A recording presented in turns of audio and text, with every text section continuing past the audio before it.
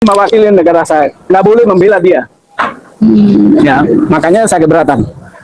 Jaksa pengacara negara saya minta keluar dari persidangan. Gitu ya. Itu aja. Itu yang apa yang paling penting. Masya Allah. Jadi gugatan ini akan ditunda, akan disidang lagi minggu depan. Itu. Pak, apa pembelaan dari jaksa tadi? Enggak boleh. Dia bukan siapa-siapa di sini. Dia negara saya. Tapi dia mewakili bawa kuasa, tapi saya tolak. Kuasa dari mana, Pak? Kuasa dari kejaksaan untuk dari Gibran. Tadi ada surat yang berlogo negara, logo kejaksaan. Tadi udah ditulis apa nama dan mungkin dia tugasnya di sini ditugaskan untuk membela Pak Gibran atau seperti apa sih, Pak? Iya, dalam kuasa itu untuk membela atau menjadi kuasa atas gugatan yang saya layangkan. Sedangkan saya menggugat Gibran itu pribadi. Waktu dia mau mencalonkan itu loh, kan belum jadi wapres. Nah, karena yang datang jaksa adalah apa itu pengacara negara, maka kalau dia lanjut gak apa-apa, tapi saya akan lapor ke korupsi itu. Karena Pak Kejaksaan itu pengacara negara, sementara ini untuk pribadi. Nah, dia menyadari, dia mundur. Gitu ya. lanjutan memanggil kembali tergugat tanggal berapa?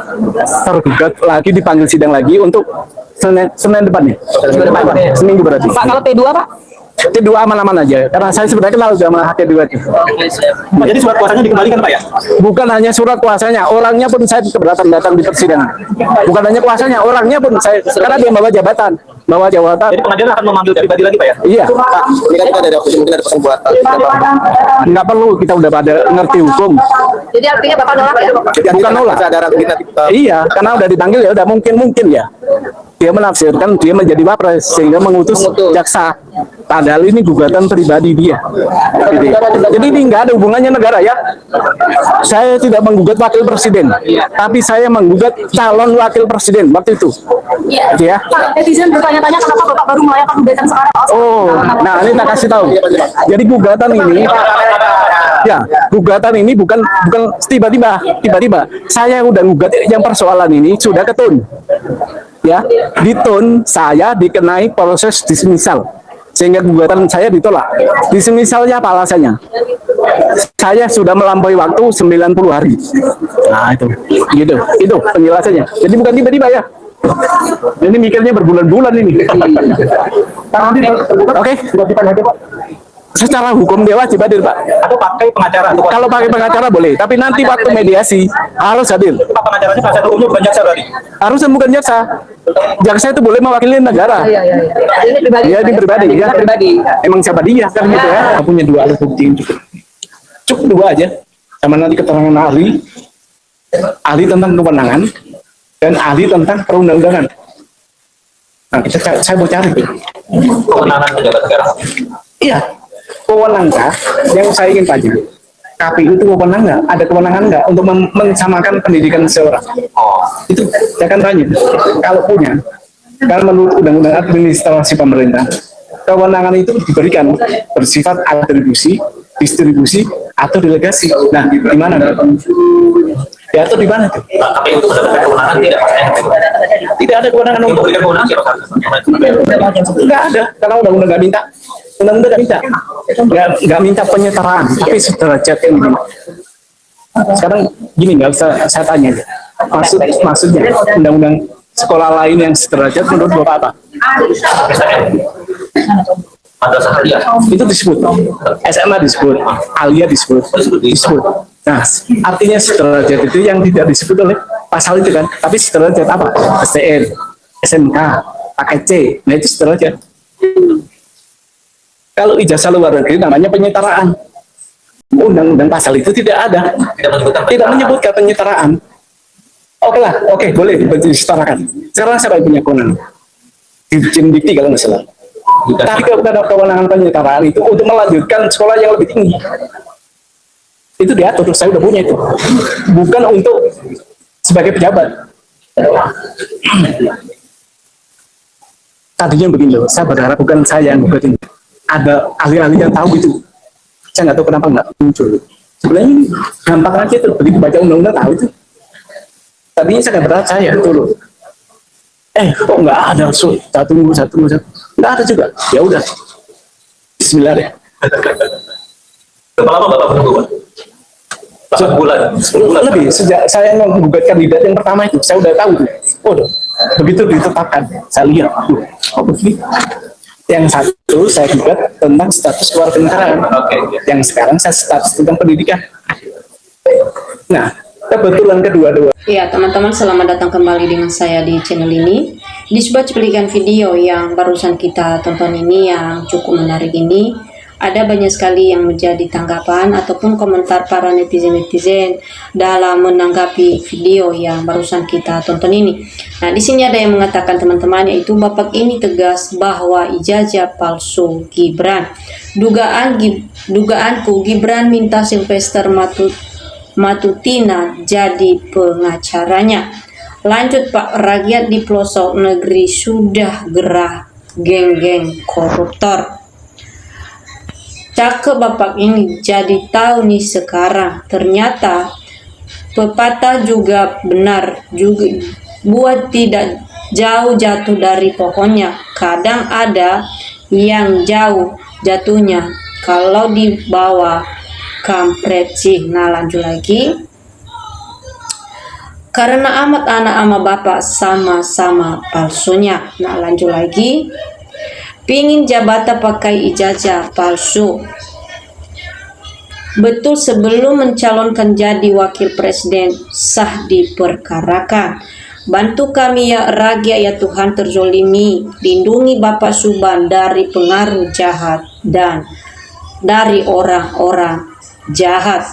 Lensa netizen fitnah atau ini adalah cuman hoak aja. Hikmah di balik ini, kita mesti berhati-hati dalam setiap langkah. Jangan anggap gampang. Nah, lanjut lagi teman-teman.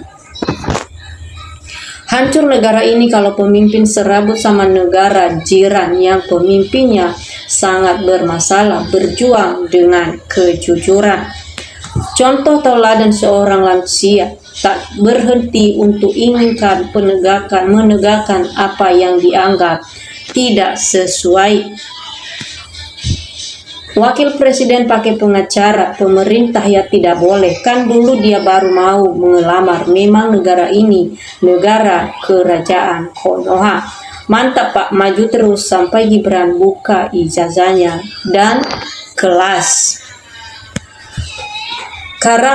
Karena tak akan meleset sejangkal berdepun untuk keluarga Pak Jokowi. Janji Allah pasti sesuai firman yang diturunkan melalui para nabi dan rasulnya. Yang jahat akan dimusnahkan, dibuat berapian neraka, yang baik akan dilindungi dan mendapat karunia-Nya. Turunkan dengan segera Gibran, setelah belikan mainan biar di rumah dengan senang. Pengacaranya si Gibran harus dituntut, tidak boleh jabatan, buat bisnis. Mulai kesaliman hancur perlahan-lahan, tapi pasti. Semoga Bapak ini dalam lindungan Tuhan Yang Maha Esa. Bersih-bersih sampai saja Pak, baru negara kita sejahtera. Rakyat harus berani demi kebenaran. Nah, lanjut lagi. Semoga lancar dan sukses. Jangan cuma nanti-nanti sedang dipelajari, sedang dalam penyelidikan, ujung-ujungnya hilang. Lanjutkan Pak Suban, salut sama Bapak. Sudahlah Pak, tidak dipilih rakyat, jangan pansos, pemuja aja kerja biar ya yang sana senang. Bapak sama Kana setali 3 uang. Makasih Pak Suban atas keberanian Bapak, rakyat bersama Bapak. Ungkap terus kesalahan dia agar negara kita tidak banyak drama. Kebohongan negara bukan milik kelompok tapi punya seluruh rakyat Indonesia. Jangan yang enak makin enak, yang sudah makin nunsep. Sekolah lagi nak, jangan malu-maluin, biar lewat pakai aja kawan-kawan. Maju terus Pak, pantang mundur. Kami warga NTB sangat mendukung Bapak. Nah, lanjut lagi. Betul itu, KPU Republik Indonesia bukan institusi atau lembaga yang berwenang mensejahterakan ijazah seseorang sesuai perundang-undangan yang berlaku di negara Republik ini. Pensetaraan KPU Republik Indonesia mengenali ijazah Gibran dari hasil sekolah luar negeri adalah catat hukum. Nah, lanjut lagi. Pak Suban, mantap. Kami rakyat kecil percaya sama peneliti ilmiah Roy Suryo CS terbuka. Tidak ada rekayasa. RRT para ahli ini bicara berdasarkan fakta. Tidak ada rekayasa. Kenapa Gibran dan Jokowi yang dipertanyakan ijazahnya? Ya karena mereka pejabat negara. Kalau ijazahnya palsu ya harus diusut. Kami rakyat kecil sangat mendukung Bapak Prabowo. Tanpa Gibran, semoga Bapak Prabowo sehat, panjang umur, dimudahkan dalam membangun Indonesia yang jauh lebih baik, dan Allah mudahkan dalam membangun negeri ini bersama rakyat juga. Para pejuang bangsa ini, kita bersama bersatu untuk mulai membangun negeri ini. Kerusakan hutan, tambang emas, batu bara, nikel, dan lain-lain. Hutan dan lautnya mari kita jaga. Alam dan kekayaan negara jangan sampai jatuh pada orang yang tidak pantas dan tidak tepat. Jangan sampai Gibran naik menggantikan Prabowo. Amin. Jangan sampai presiden. Aku tidak sudi dan tidak rela Gibran jadi presiden. Makin hancur negara ini. Punya wakil presiden yang tidak kompeten, tidak punya integritas, dan tidak bisa mikir. Yang pintar, jujur, dan adil. Indonesia banyak pilihan. Putra bangsa yang pintar dan juga cerdas. Nah teman-teman, inilah yang menjadi tanggapan ataupun komentar para netizen-netizen dalam menanggapi video yang barusan kita tonton ini. Nah kalau ada juga teman-teman yang memberikan tanggapan, silakan, atau teman-teman jangan lupa like atau subscribe video kita ini agar video-video kita berikutnya teman-teman tidak ketinggalan.